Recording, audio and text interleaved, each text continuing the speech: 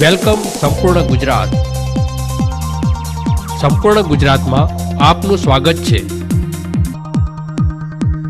પાલનપુર શહેરમાં હાલમાં અનેકવિધ વિકાસના કામો કરવામાં આવી રહ્યા છે, ત્યારે પાલનપુર પાલિકા દ્વારા આજે વધુ એક વિકાસ કાર્યનું ખાતમુહૂર્ત કરાયું હતું.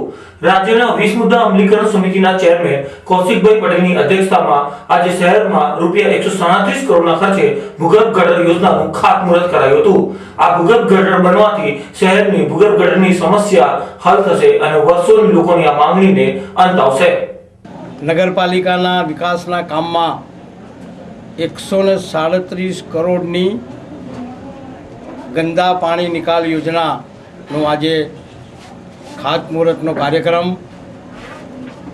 સમગ્ર દેશમાં અને દુનિયામાં ગુજરાતના વિકાસની જે વાત થઈ રહી છે, જ્યારે ચૂંટણીના પડઘમ વાગી રહ્યા છે, એ સમયે નગરપાલિકાએ પાલનપુર નગરપાલિકાએ 137 કરોડ રૂપિયાનું વિકાસનું કામ, કદાચ આ વાત આ વિચાર બીજા રાજ્યોમાં સંભવ નથી, માત્ર ને માત્ર ગુજરાતમાં સંભવ છે.